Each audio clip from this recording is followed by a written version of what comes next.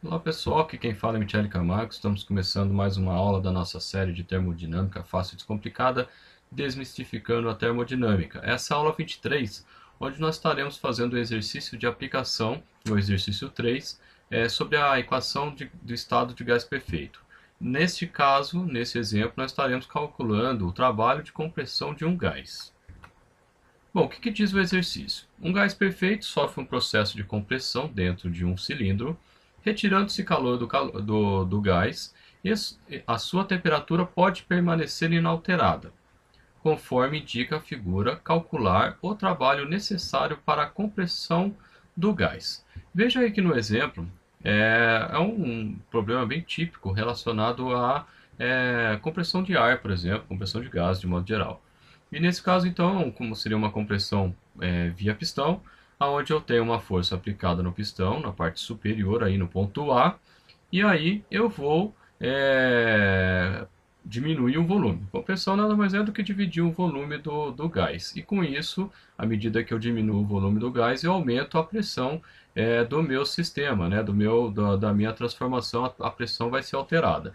E no caso aí, nesse exemplo específico, a gente está fazendo ele a temperatura constante. Ele falou de uma outra forma, a temperatura pode permanecer inalterada. Quer dizer que nesse processo é um processo isotérmico, ou seja, a mesma temperatura.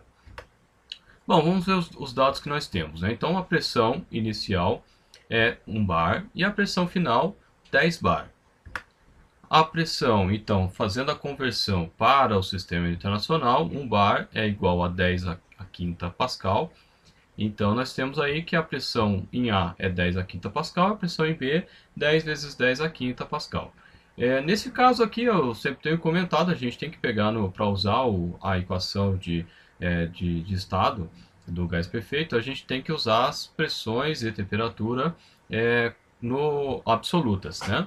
E no caso aqui não foi falado nada, não deu informações da pressão atmosférica, a gente vai adotar como se fosse a pressão dada já ser a pressão absoluta. Se caso não for a pressão efetiva, ou outro nome, pressão relativa, aí basta a gente adotar como pressão atmosférica padrão um bar, aproximadamente um atm, aproximadamente um bar também, e aí você faz o cálculo, soma e acha a pressão total, né? Mas o exercício em si não muda em complexidade por conta disso. Bom, a temperatura então, temperatura A e a temperatura B igual a 35 graus Celsius. O volume é 24 litros, então o volume que eu tenho quando o pistão está na parte superior é de 20 litros.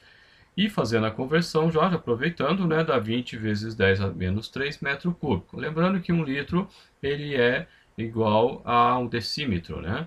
E 1000 litros é igual a 1 metro cúbico. Então a caixa de 1000 litros ela tem 1 metro cúbico, né? Se for água, então ela tem 1000 quilos. Então uma caixa, cada 1 metro cúbico de água que você tem 1 tonelada em relação a peso.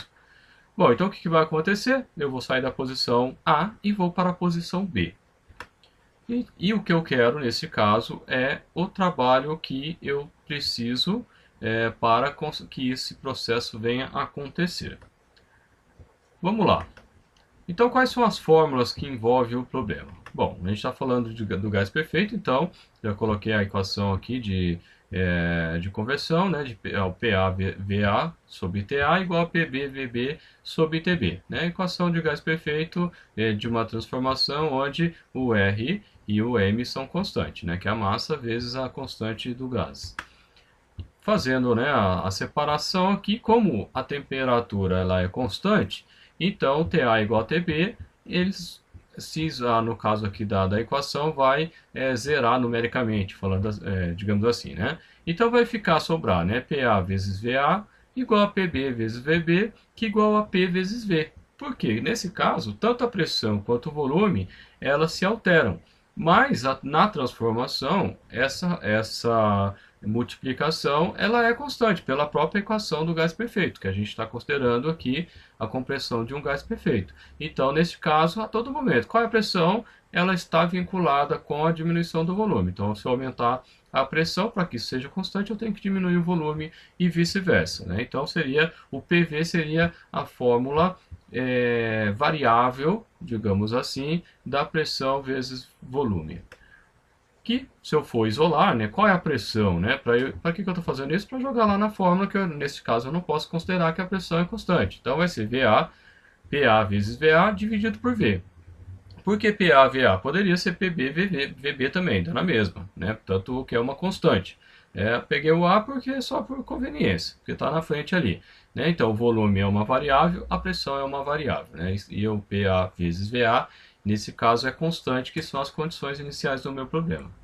Continuando então, a gente já viu lá que o trabalho é igual à integral de A até B de PDV. Né? Então, quando a gente está pegando a mesma fórmula, quando a gente falou do trabalho da expansão do gás. Neste caso, não estou expandindo, eu estou comprimindo. Do ponto de vista de processo, um é o inverso do outro. Então, se a fórmula de trabalho, né, para cálculo de trabalho, é PDV, integral de PDV, para a expansão, neste caso, vai ser semelhante. Então, o efeito seria o mesmo, só que ao invés de eu estar no sentido da transformação, eu estou no outro sentido. Né? Enquanto a expansão do gás ela gera trabalho, no caso da compressão, ela consome trabalho. Então, na fórmula lá da equação, da primeira equação da lei da lei da termodinâmica, a primeira lei da termodinâmica, ele vai entrar, o trabalho vai entrar como negativo nesse caso, porque ele está sendo consumido pelo meu sistema. Continuando então, se eu pegar a equação 4 que está ali no canto, né, da P igual a PA sobre V, e inserir nessa equação 5 do trabalho, eu vou obter então que o trabalho vai ser a integral de A até B de PAVA sobre V, aonde V é a minha variável e PAVA, de novo, são constantes, são os dados iniciais do meu problema. Fazendo a integral, eu não estou resolvendo a integral aqui, mas se você pegar a integral de dv sobre v, é a integral logarítmica, vai ser o resultado lá das tabelinhas, se você pegar da integral, vai ser logaritmo neperiano das variáveis um menos o outro. Né? Então, logaritmo neperiano da variável, no caso v. Aplicando já os limites que eu tenho, no caso, que são o VA e o VB, né, que eu vou do VA para o VB, então eu teria logaritmo neperiano de VB menos VA, né, que é o final menos o inicial, e no caso uma propriedade dos logaritmos é quando eu tenho um logaritmo de mesma base menos o outro, eu posso agrupar ele tudo no mesmo, no mesmo pacote, digamos assim, só que fica, né, o primeiro dividido pelo segundo, seria o mesmo resultado. Isso vem lá das propriedades matemáticas de logaritmo. Então, eu estou colocando direto aqui.